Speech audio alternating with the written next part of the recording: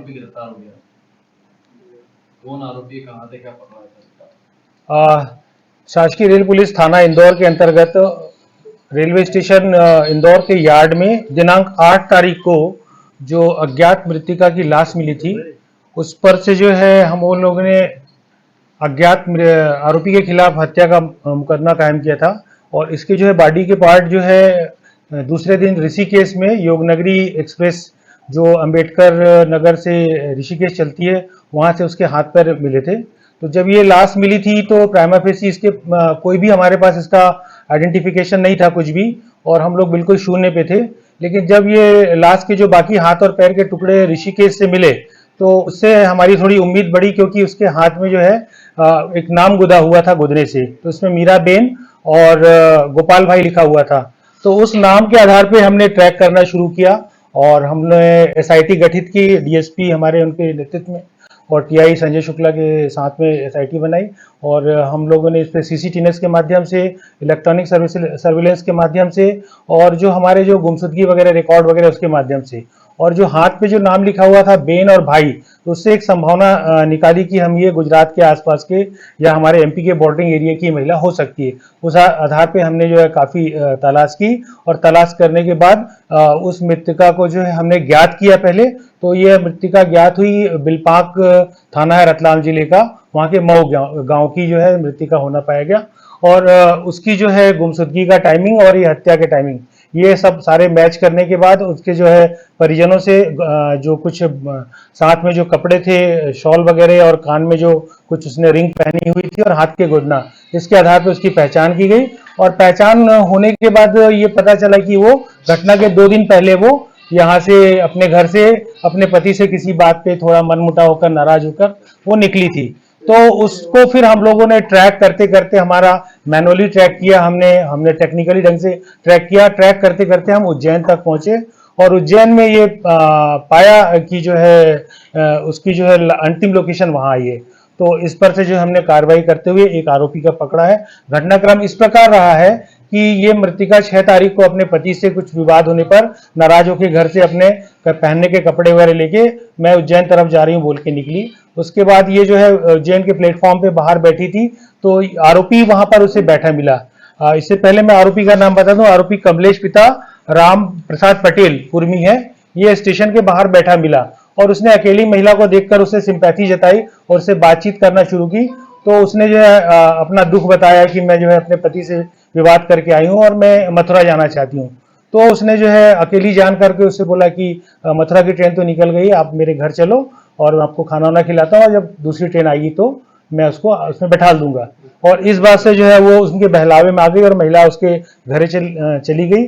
और इसका घर भी जो है रेलवे स्टेशन से 1.5-2 किलोमीटर दूर हीरा मिल की चाल है उज्जैन में, वहां पर एक जो बस्ती है उसमें रहता है। वो ट्रैक के किनारे ही उसका घर है, वहां वो ले गया और वहां रात भर उसको रखा। दूसरे दिन इसकी नीयत खराब हो गई और इसने उसको कुछ नशे की कुछ गोली वगैरह मिला के खाने में खिलाया, और उसके साथ जब जबरदस्ती करने का प्रयास करने लगा तब वो पूरी तरह से बेहोश नहीं हुई थी। और उसने जो विरोध किया, विरोध चिल्लाने पर उसने गुस्से के स्वरूप में उसके हाथ में एक वहां पर एक लोहे का जो रेलवे का नट बोल्ट टाइप का कुछ होता है वो मिला रहा, उसने ऐसे मारा तो उसको बेहोश हो गई, गिर गई।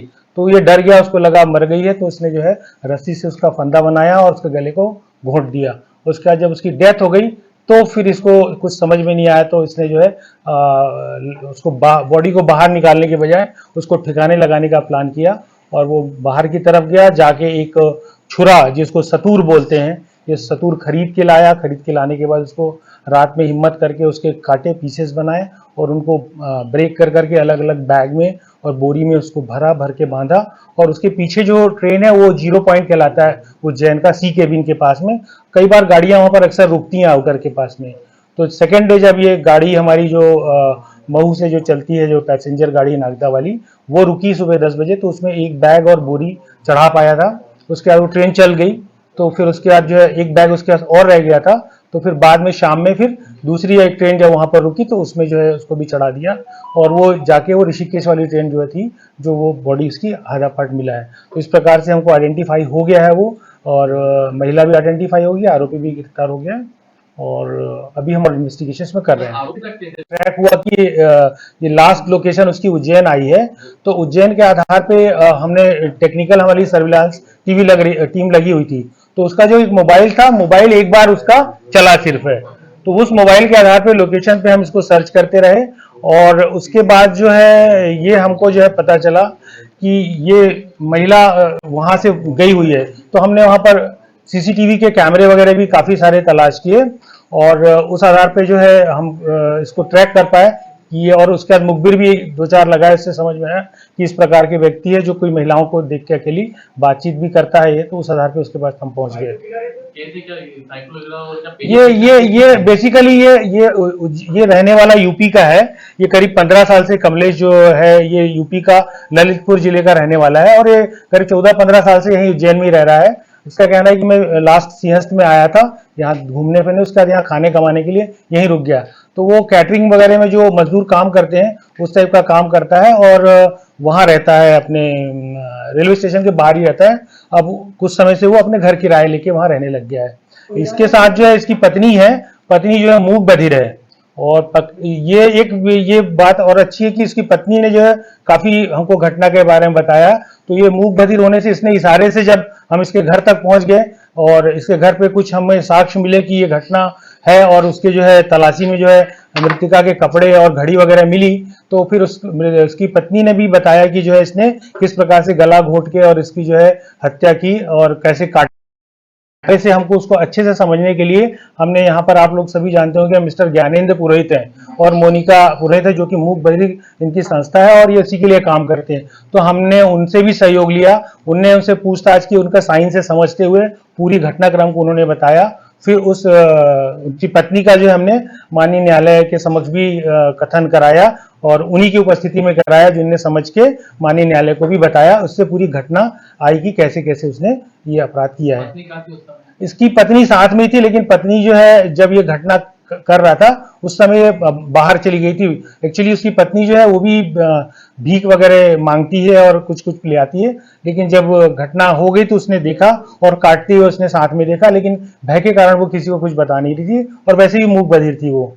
आरोपी के कोई बच्चे उज्जैन के जीआरपी थाने में 3 बार ये जो है छोटी छोटी चोरियों में पहले बंद हो चुका है, चोरी का रिकॉर्ड है, इसके अलावा और कोई बड़ा हीनियस इसका क्रिमिनल रिकॉर्ड नहीं है। घटना के बाद घटना करने के बाद बोरी वगैरह डिस्पोजल करने के बाद सीधा ये यमुना नदी में गया, वहां इसने स्नान किए, अपने कपड़े वपड़े धोए और उसके बाद सीधा घर आया और फिर घर में छुप के और अपना रूटीन का काम कर रहा था। जैसे सर पूछताछ में पता चला था कि महिलाओं से ऐसी बातचीत वगैरह